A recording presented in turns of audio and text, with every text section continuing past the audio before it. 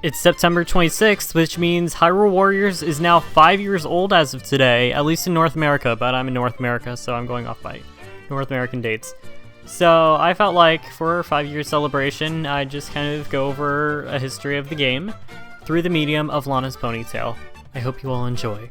We start on December 18th, 2013, when Hyrule Warriors was first announced in a Nintendo Direct. However, Lana was not announced yet, so we don't care about this, and we're not going to care until June 26th, 2014, when Lana was finally announced, several weeks after E3. She was announced alongside Agatha and Xant of all characters. She gained quite a bit of traction as she was an original character and nobody had seen her before. Of course, she didn't have all the attention, because what's the bug girl doing here? Now moving on to August 4th, 2014, Hyrule Warriors has its own dedicated Nintendo Direct. In this Direct, they announced several things, such as Adventure Mode, and they finally announced basic characters such as Ganondorf and Sheik. I don't know why it took them this long to show characters like that off, but they did, and Lana was in there too, but nothing for her was really announced, so again, we don't really care about that. September 26th, 2014, the game finally releases in North America. Everyone was happy as Lana was finally playable in a video game. It was a fantastic day, except it wasn't really fantastic because a lot of people complained about the game being too easy, and then the people who actually were playing the game were on later levels trying to unlock level 3 weapons, and were complaining that the game was too difficult, and people were basically just complaining about the game being too easy or too difficult, and there was no in between. But Lana was in the game, so everyone's happy.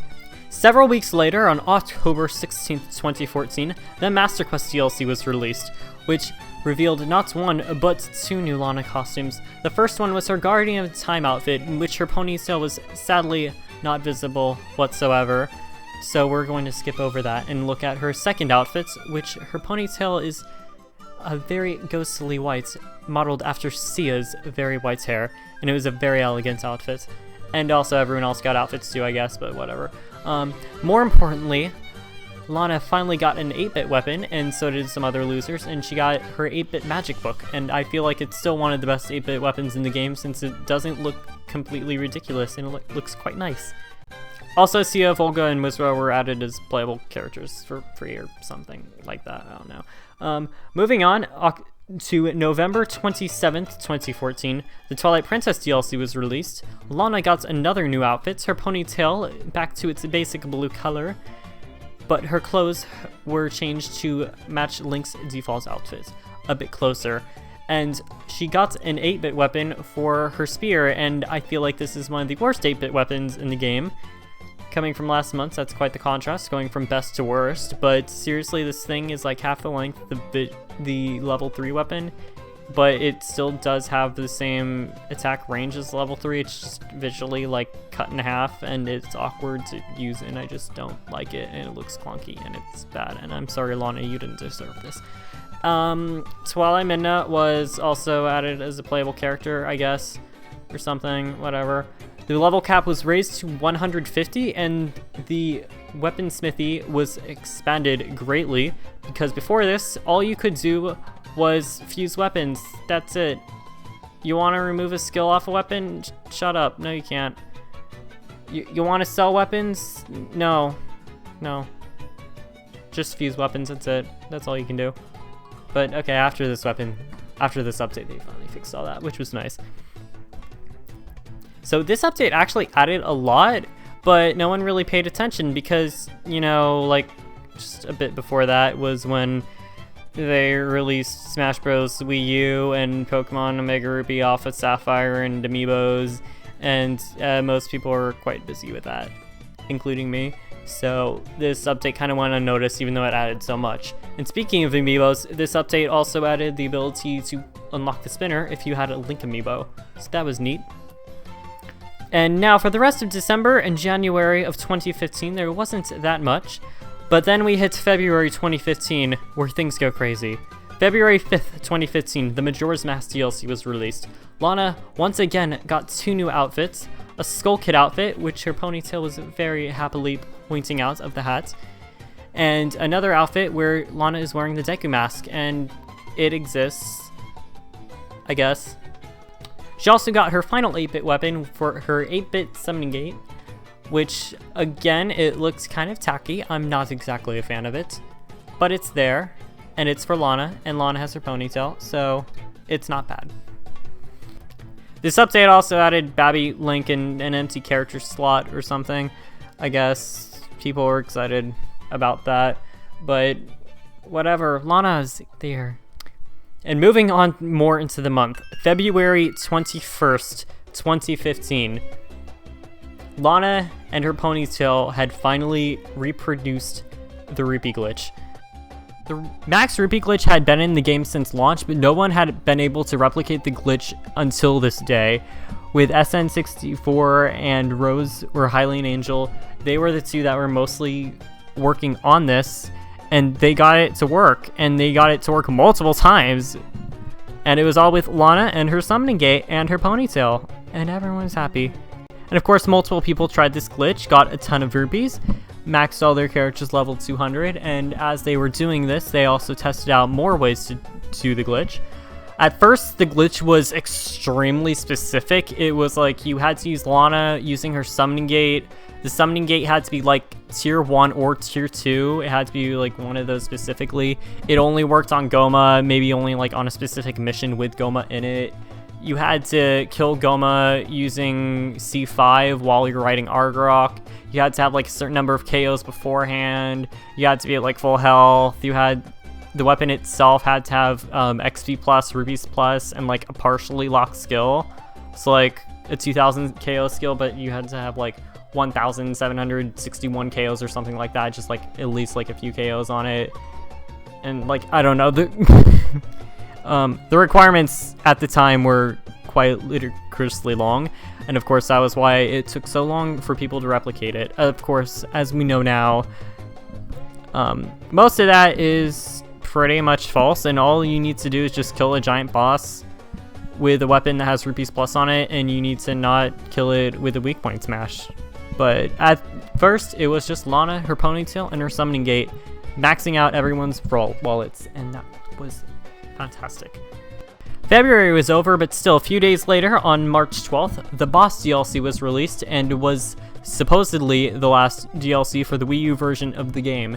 This added 5 last outfits. One, of course, went to Lana, back with her basic blue hair, but now with a yellow and orange color scheme based off of King Dodongo. The max level was also increased to 55, and that was pretty much it for the Wii U version. Everyone thought it was going to be done, and that was a very nice way to tie it all off. The game had plenty of content and was quite challenging, and kept people busy for hours and hours and hours and hours and hours, and it took me 650 hours to complete the game 100%, if that means anything. So yeah, everyone is happy. But it wasn't over, because of course June 10th, 2015, Hyrule Warriors Legends on the 3DS was leaked. Now, this was supposed to be shown off at E3, but Koei Tecmo kinda leaked it on their YouTube channel a few days early because of a mix-up. But it was there. And yeah. Oops. Oh well. So Lana and her ponytail would finally be coming to a new system entirely, with an entirely new audience to bask in her glory. I don't know what I'm saying anymore, honestly. This is all unscripted. Okay. Anyways, March 25th, 2016, Hyrule Warriors Legends finally gets released, and people enjoyed Lana in her 240p glory, and yeah, that was cool, I guess. Bit later, May 19th, 2016, the Master Wind Waker DLC was released. Lana got an outfit based on Errol from the Wind Waker, and other people got outfits too, although people are slowly forgetting Lana exists because now Linkle's in the game. And Linkle is great, but she is not Lana. Lana is better than Linkle. June 30th, 2016, Link's Awakening DLC gets released. In what wasn't a totally huge surprise, the Link's Awakening adventure map in Hyrule Warriors Legends took longer to complete than the actual game of Link's Awakening. Lana got another new outfit, which was fantastic. This was also the introduction of level 4 plus weapons, which were weapons that had a second element attached to it. This one added the Gate of Tides for Lana, which was a summoning gate, but also had the water element on it. So that was cool. Finally, some viable water weapons. Oh my god, seriously, water weapons suck. September 1st, 2016, the Grand Travelers DLC is released. No new outfits for Lana, though. And she just got her Sunfarin Spear, which is just the spear, but with light attached to it, which is like the weapon no one cares about. And water light is like the most overused combination by the end of this. So it's like, okay, whatever, we can just skip this. Moving on, October 31st, 2016, Halloween. Low Rule DLC was released. Lana got her final outfit modeled after the Link Between Worlds version of Zelda. You know, the one in Smash that everyone is going crazy over, even though her Twilight Princess design was better. Lana also finally got her final book, which had the dark elements added onto it. And with that, DLC was done, I think, I hope, except not entirely January 11th, 2018. Nothing happened at all in 2017, but now we're skipping all the way to 2018. And another Nintendo Direct. Hyrule Warriors Definitive Edition was announced on the Nintendo Switch. Lana and her Ponytail are coming to yet a third system for everyone to play on. In May 18th of 2018, Definitive Edition was finally released.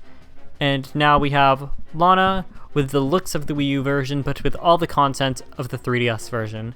Everyone was happy again. And yeah, here we are.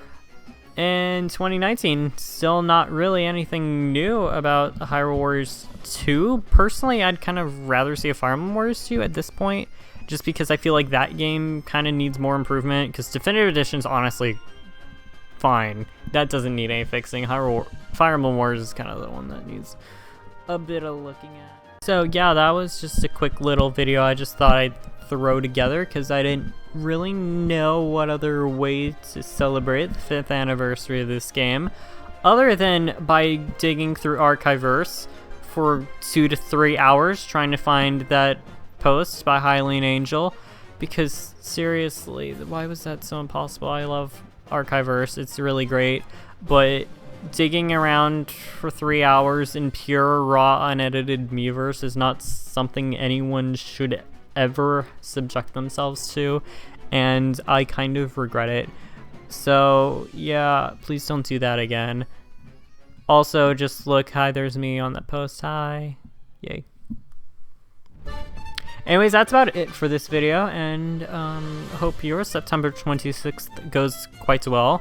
Another fun fact about September 26th, this is also the 2-year anniversary of Danganronpa V3 releasing in North America as well.